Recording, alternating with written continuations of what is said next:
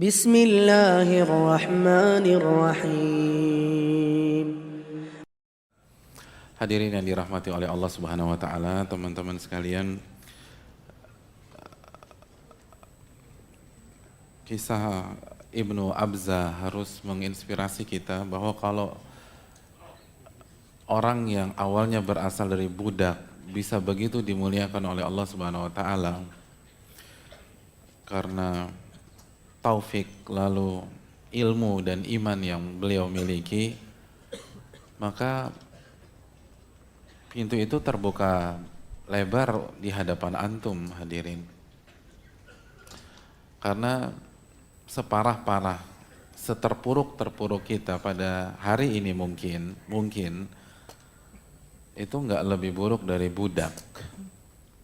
Kalau budak bisa dengan izin Allah, kenapa kita nggak mengetuk pintu langit, kita angkat tangan kita minta kemuliaan di dunia dan di akhirat, lalu mulai mengatur waktu, mulai membuat sebuah blueprint, mulai belajar, dan terus belajar. Itu yang merubah seseorang. Lalu berusaha mengamalkan dalam kehidupan sehari-hari. Dan jangan pernah meremehkan sebuah ilmu. Dipelajari walaupun sedikit. Mungkin kita target nggak usah muluk-muluk, antum nggak usah target seperti Ibnu Abza jadi gubernur Mekah, jangan. Tapi paling enggak mulia di keluarga dan sampai akhirat, mulia di lingkungan sampai akhirat, mulia di komunitas. Kita bisa mewarnai, kita bisa mengarahkan orang, kita bisa menjadi jalan hidayah. Itu kan luar biasa, hadirin yang dirahmati oleh Allah. Dan itu nggak mungkin bisa kecuali dengan ilmu. Mulia di tempat kerja. Itu akhwat lagi butuh pertolongan, SOS gimana? Ada panitia? Butuh. Ada yang tenggelam atau apa? Kayak orang tenggelam. Oh layar. Tenang. Alhamdulillah kalau nggak ada yang tenggelam.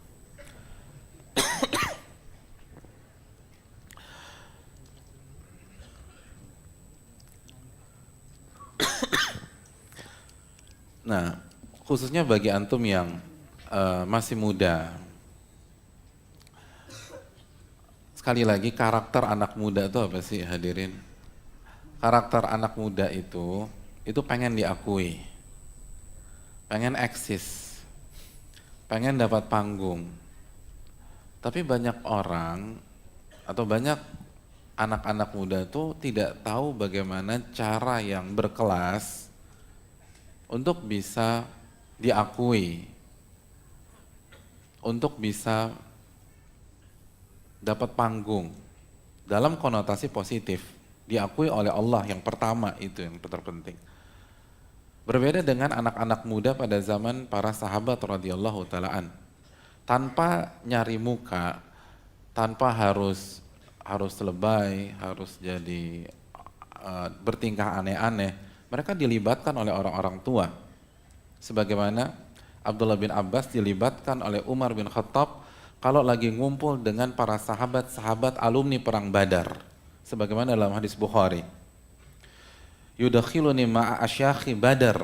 Umar itu, kata Abdullah bin Abbas, beliau masih muda, itu sering mengajakku untuk ngumpul sama alumni perang Badar. Syekh besar, senior.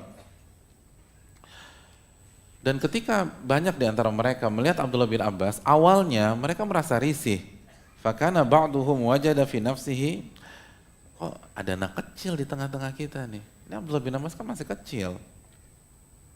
Lalu ada sebagian yang bertanya, lima tadkhul hadza ma'ana wa lana abna. Umar, kenapa Anda kasih masuk nih anak kecil di tengah-tengah kita? Kalau dia boleh masuk, kita juga punya anak-anak kita juga boleh dong ngumpul di sini. Hadirin yang dirahmati oleh Allah Subhanahu wa taala. Suatu hari Umar bertanya kepada mereka, alumni Badar. Kata Umar, apa yang kalian pahami dari surat Idza jaa nasrullahi wal fath dan seterusnya? Kata mereka secara simpel, Dalam ayat ini Allah perintahkan kita untuk memujinya. Allah merintahkan kita untuk beristighfar, khususnya kalau kita menang. Kan begitu bunyi ayatnya. Fasabbih bihamdi rabbika wastaghfir. Suruh tasbih, suruh istighfar, suruh memuji, khususnya ketika kita menang. Begitu semua seakan-akan mendapatkan atau sudah sampai pada kondisi konsensus pada jawaban tersebut. Umar tanya Abdullah bin Abbas di hadapan mereka, "Ya Ibnu Abbas, wahai Ibnu Abbas, apa pandanganmu?" Kata Ibnu Abbas, "Ajalu Rasulillah sallallahu alaihi wasallam." Ayat surat ini adalah sign, tanda bahwa ajal Nabi sudah dekat. Karena misi telah berhasil dilaksanakan.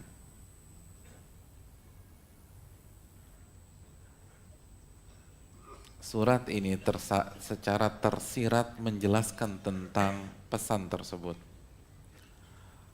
Apa kata Umar bin Khattab? Yang aku pahami seperti yang dipahami anak kecil itu. Sama persis, itu maksudnya. Dalam riwayat, sekarang kalian paham kan kenapa nih anak kecil duduk bareng kita semua? Ilmunya hadirin, ilmunya itu. Ilmu itu buat orang diakui. Jadi kalau pengen diakui, diakuilah secara berkelas. Yang pertama tentu saja jangan sampai miss diakui oleh Allah Subhanahu wa taala. Jaga keikhlasan. Kalau Allah udah akui, itu manusia akan akui udah. Nggak usah ribet-ribet. Ini ilmu nih, antum belajar. Dan gak ada kata terlambat, mulai dari sekarang. Antum buat program, kalau nggak ngerti tanya, sowan ke ustadz yang antum bisa datangi. Baik misalnya di Jakarta atau di luar Jakarta, pergi ke pondok seorang ustadz, tanya gimana sih kalau saya pengen mengembangkan diri, tapi fokus. Wong orang kalau kuasai ilmu dunia aja diakui, apalagi ilmu agama. Ini yang perlu kita tekankan bersama-sama hadirin yang dirahmati oleh Allah. Dan karena inilah para ulama habis-habisan. Para ulama all out. Siapa yang gak kenal Ibnul Jauzi hadirin? Ibnul Jauzi. Ibnul Jauzi pernah berkata kepada anaknya, ini menarik. Dan ini untuk para orang tua atau pasangan muda ini kita harus dengar nih ucapan Ibnul Jauzi. Kata Ibnul Jauzi, di dalam risalahnya, risalah yang beliau tulis untuk anaknya, judulnya apa? Laftatul Kabid fi Nasihatil Walad. Kata Ibnul Jauzi, di tengah-tengah penggalan nasihat dalam buku tersebut, wa bi'tu daraini wa anfaqtu thamanaha fi talabil ilm. Antum pernah dengar nama Ibnul Jauzi kan ya? Apa buku yang paling terkenal apa tuh di kalangan antum? Saidul Khatir misalnya ya. Dan banyak sekali buku-buku. Talbis Iblis Ibnul Jauzi juga, itu sangat best seller. Hadirin, emangnya gratis tuh ilmu yang kayak begitu, yang sangat fenomenal. Kata beliau, wa bi'tu darain wa anfaqtu thamanaha fi talabil ilm. Itu modalnya, kata beliau, aku jual 2 rumah. Dan hasil dari penjualan 2 rumahku, aku gunakan untuk belajar. Thalabul ilm, belajar. 2 rumah.